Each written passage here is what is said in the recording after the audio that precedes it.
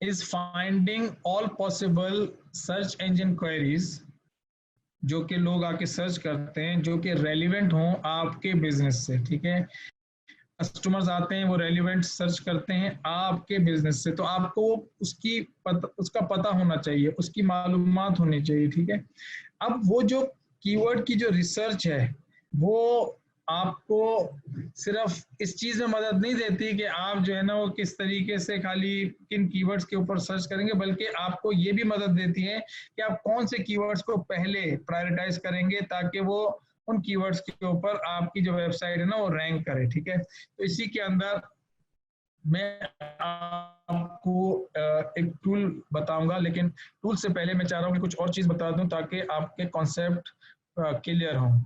देखो, each search query carries intent और context. हर जो सर्च क्वेरी होती है उसके अंदर दो चीजें होती हैं, एक होता है व्हाट और एक होता है व्हाई। देखो, बहुत सारे लोग सर्च करते हैं डिजिटल मार्केटिंग, तो भाई वो क्या सर्च कर रहे हैं? Digital marketing. But why is also important. हो सकता है वो डिजिटल मार्केटिंग का इंस्टीट्यूट ढूंढ रहे हो सकता है वो डिजिटल मार्केटिंग के कोर्स में क्या क्या होता है वो दें, हो सकता है कि वो देख रहे हो कि डिजिटल मार्केटिंग की अपॉर्चुनिटीज क्या है, वो हो सकता है ये देख रहे हो कि डिजिटल मार्केटिंग कौन कौन से कंट्रीज में अवेलेबल है।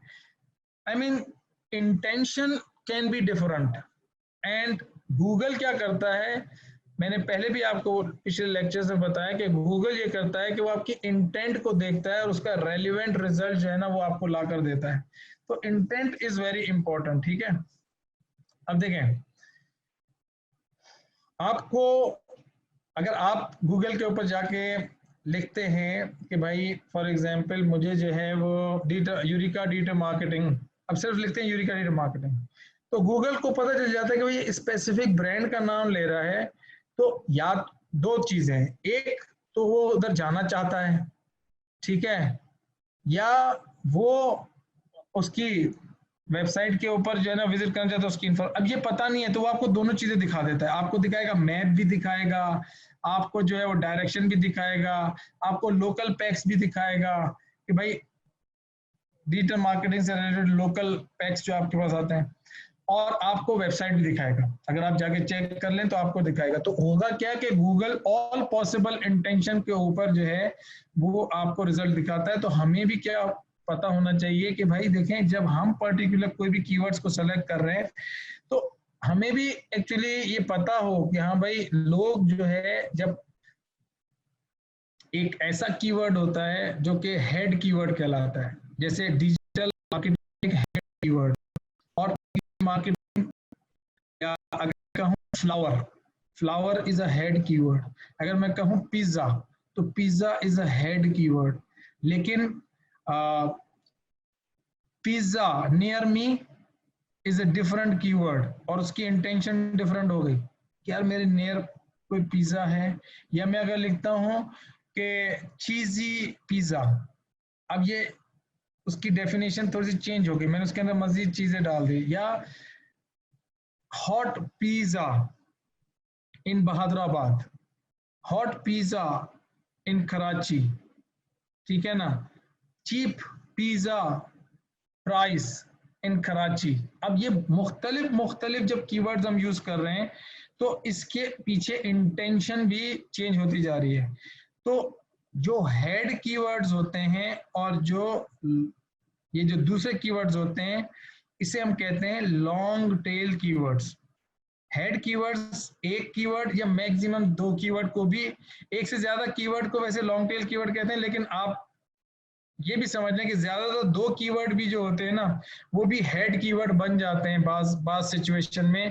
क्योंकि अब जैसे इंग्लिश लैंग्वेज, अब इंग्लिश लैंग्वेज इतना ज्यादा सर्च होता है कि आप सिर्फ इंग्लिश लैंग्वेज से जो ना उसकी इंटेंट नहीं निकाल सकते। तो मैं ये क्यों बता रहा हूँ, why you should know this, इसलिए मैं आपको बता रहा हूँ कि भाई होता यह है कि ये जो हेड कीवर्ड होता है, चूंकि इसका वॉल्यूम बहुत ज्यादा होता है, जितने भी हेड कीवर्ड उठा लें, किचन इक्विपमेंट, अब किचन इक्विपमेंट एक हेड कीवर्ड है।